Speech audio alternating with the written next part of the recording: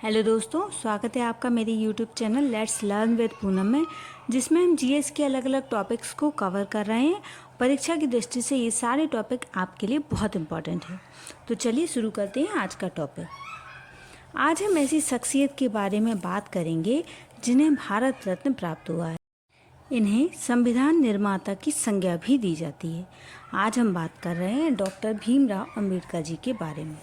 इनका जन्म 14 अप्रैल 1891 में महू मध्य प्रदेश में हुआ था, जिसे पहले सेंट्रल प्रोविंस कहा जाता था। डॉक्टर भीमराव अंबेडकर जी के पिता रामजी सकपाल थे। मध्य प्रदेश के महू में ब्रिटिश आर्मी के सूबेदार पद पर कार्यरत थे। इनकी मां का नाम भीमाबाई सकपाल था। इनकी पत्नी रमाबाई थी, जिनसे अंबेडकर जी का विवाह 1906 में हुआ था। रमाबाई बहुत जल्दी मृत्यु को प्राप्त हुई। 1935 में उनकी मृत्यु हो गई थी। अंबेडकर जी ने दूसरी शादी 1948 में एक ब्राह्मण महिला से की थी, जो डॉक्टर भी थी। इनका नाम था शारदा, और शादी के बाद इनका नाम सविता अंबेडकर हुआ। इनके गुरु ब्राह्मण कृष्ण केशव अंबेडकर थे। इन्हीं गुरुजी भारत में संविधान सभा में सबसे पढ़े लिखे व्यक्ति डॉक्टर अंबेडकर जी थे। इन्होंने यूनिवर्सिटी ऑफ बॉम्बे से बीए की पढ़ाई की, कोलंबिया यूनिवर्सिटी से एमए और पीएचडी किया, लंदन स्कूल ऑफ इकोनॉमिक्स से एमएससी और डीएससी किया। 1897 में अंबेडकर जी बम्बई चले गए और यहाँ के प्रतिष्ठित स्कूल एल्फिंस्टन हाई स्कूल से पढ़ाई की। उन्होंने अपनी जाति के ये इस स्कूल में प्रथम व्यक्ति थे। अंबेडकर जी अक्सर पार्क में बैठकर पढ़ाई किया करते थे। उन्हें पढ़ते हुए दादा केलुस्कर ने देखा और उनसे बात की, और उन्हें बाद में बुद्ध जी की जीवनी भी पढ़ने के लिए दी। सन 1913 में इनके पिताजी का देहांत हो गया और सन 1913 में ही अंबेडकर साहब यूएस पढ़ने के लिए चले गए। उनकी पढ़ाई का खर्च बड़ौदा के गायकवाड़ सयाजीराव तृतीय ने उठाया था। ये स्कॉलरशिप दिलाने में अंबेडकर जी की मदद दादा केलुस्कर ने की थी। 1917 जून में अंबेडकर जी को वापस आना पड़ा, क्योंकि उनकी स्कॉलरशिप खत्म हो गई थी। उस समय यात्रा शिप से की जाती थी। अंबेडकर जी ने भी शिप से आने की तैयारी की, लेकिन बुकिंग में कुछ समस्या आने के कारण अंबेडकर जी ने उस शिप में अपनी किताबें भेज दी, स्वयं नहीं आ पाए। रास्ते में उस शिप को जर्मन सेना ने डुबो दिया और भारत में अफवाह फैली कि अंबेडकर जी जिस जहाज से आ रहे थे वो डूब गया है, लेकिन अंबेडकर जी लंदन में सुरक्षित थे।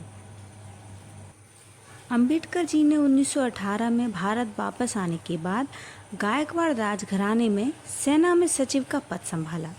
वहाँ भी उन्हें जातिगत भेदभाव का सामना करना पड़ा, जिसके चलते उन्होंने नौकरी छोड़ दी और मुंबई के पॉलिटिकल इकोनॉमी के प्रोफेसर का पद संभाला।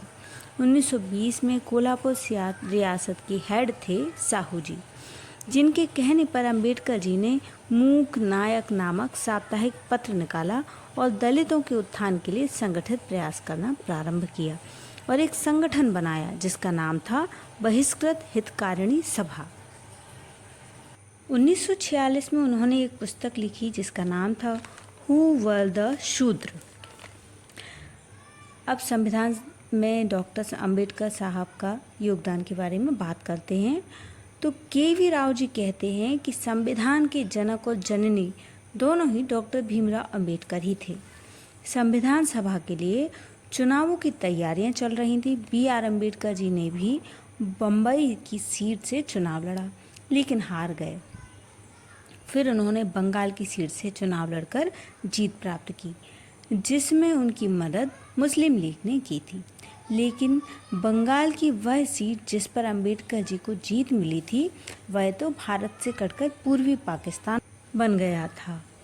अंबेडकर जी के बिना संविधान का निर्माण असंभव था। इसलिए जिस बम्बई से अंबेडकर जी चुनाव हार गए थे, वहीं से दोबारा बम्बई के सदस्य बने।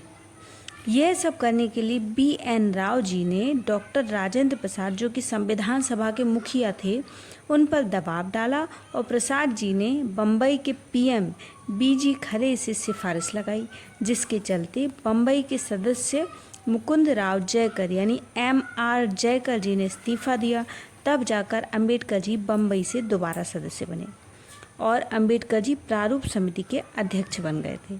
यह समिति 29 अगस्त 1947 को बनाई गई थी। इस समिति में 7 सदस्य थे। हमारे भारत के पहले कानून मंत्री भी डॉक्टर भीमराव अंबेडकर जी रहे थे।